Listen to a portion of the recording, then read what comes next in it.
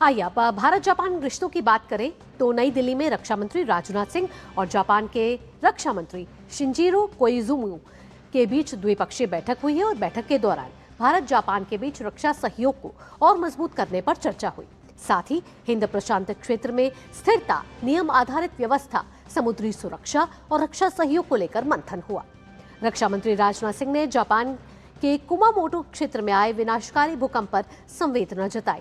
उन्होंने कहा कि भारत जापान की दोस्ती हिंद प्रशांत क्षेत्र में स्थिरता और नियम आधारित व्यवस्था की आधारशिला बन गई है। दोनों देश के साझा लोकतांत्रिक मूल्यों और लंबे सभ्यतागत संबंधों का उल्लेख करते हुए उन्होंने कहा कि क्षेत्र में शांति और स्थिरता सुनिश्चित करना दोनों देशों की जिम्मेदारी है। रक्षा क्षेत्र में सहयोग को और व्यापक बनाने के साथ साथ दोनों देशों के बीच कई अहम समझौतों ज्ञापनों पर हस्ताक्षर हुए हैं। तो कई अहम समझौतों पर यहां हस्ताक्षर हुए। दोनों देशों के बीच रक्षा क्षेत्र को मजबूती देने के लिए ये अहम समझौते हुए हैं और रक्षा क्षेत्र कैसे दोनों देशों के बीच प्रगाढ़ हो सकता है, इसको लेकर भी कई बातें हुई हैं, चर्चाएं हुई हैं। दोनों देशों के रक्षा मंत्रियों ने एक दूसरे को स्मृति चिन्ह और उपहार भी भेंट किए, जो दोनों देशों के बीच मजबूत मित्रता और गहरे संबंधों को दर्शाते हैं। तस्वीरों के जरिए आप देख रहे हैं कि दोनों देशों ने स्मृति चिन्ह एक दूसरे को दिए सम्मान के तौर पर और यहां से इस दोस्ती को नई गति मिलती हुई नजर आ रही है। बैठक से पहले रक्षा मंत्री राजनाथ सिंह ने जापान के रक्षा मंत्री शिंजिरो कोइजुमी का औपचारिक स्वागत किया। रक्षा मंत्री शिंजिरो कोइजुमी को गार्ड ऑफ ऑनर भी दिया गया।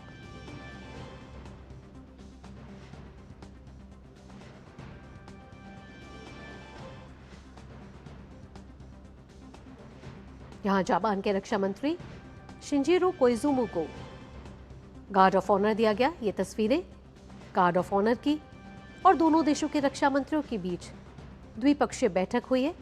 रक्षा सहयोग, रणनीतिक सहयोग और हिंद प्रशांत क्षेत्र में दोनों की देशों की भागीदारी को लेकर अहम चर्चा हुई है। साथ ही कई अहम समझौतों पर हस्ताक्षर हुए हैं।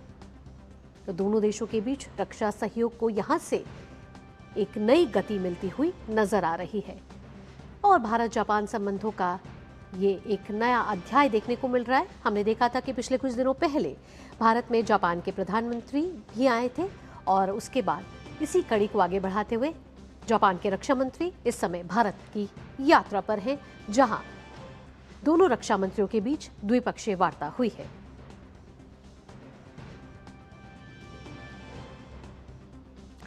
साथ ही जापान के रक्षा मंत्री ने राष्ट्रीय समर स्मारक पर पुष्पांजलि भी अर्पित की है। तस्वीरों के जरिए देखिए, 3 तस्वीरें हैं जहां जापान के रक्षा मंत्री को गार्ड ऑफ ऑनर दिया गया।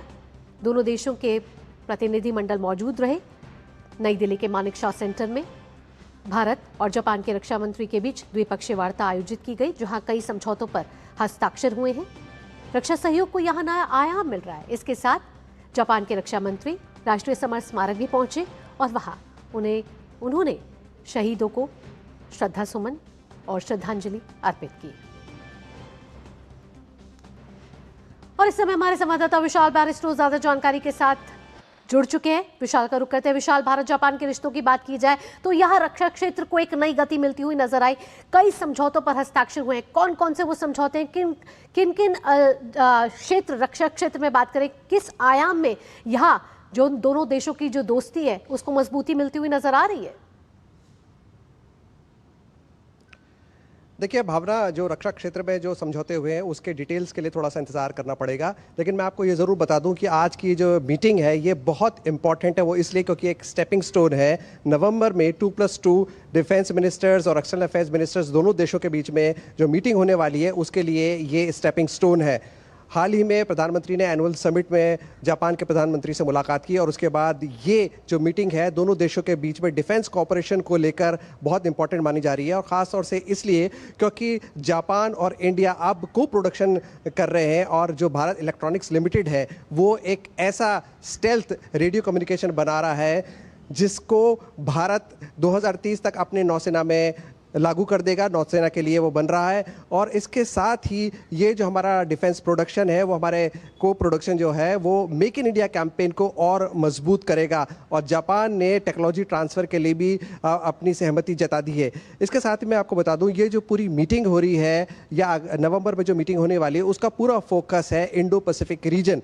और वो ऐसा इलाका है जहां पर चीन की लगातार घुसपैठ बढ़ती चली जा रही है, खास तौर से साउथ चाइना सी की अगर हम बात करें तो इसके मद्देनज़र ये जो मीटिंग है वो बहुत इंपॉर्टेंट है। और रक्षा मंत्री राजनाथ सिंह ने भी इस बात को दोहराया कि भारत और जापान जो दो ऐतिहासिक डेमोक्रेसीज हैं, उनकी और भी ज़्यादा जिम्मेदारी हो जाती है कि वो इंडो पैसिफिक रीजन को किस तरह से सुरक्षित रखे, ना सिर्फ कॉमर्स के लिए बल्कि स्ट्रेटेजिक एक्टिविटीज़ के लिए भी। और यही वजह है कि भारत और जापान एक दूसरे के लिए आगे बढ़कर आए हैं, रक्षा समझौतों पर हस्ताक्षर हुए हैं। इसके साथ ही मैं आपको ये भी बता दूं कि जो रक्षा मंत्री हैं जापान के, उन्होंने ये भी कहा है कि भारत और जापान के रिश्ते काफ़ी पुराने, अगले साल हम जो डिप्लोमेटिक रिलेशनशिप के 75 साल पूरे करेंगे, लेकिन डिफेंस प्रोडक्शन और डिफेंस कोऑपरेशन में अभी वो ऊंचाइयां हम हासिल नहीं कर पाए हैं, ये जापान का मानना है। और भारत ने भी इसमें सहमति जताई है और दोनों देशों ने ये पूरी तरह से अग्रीमेंट किया है कि हम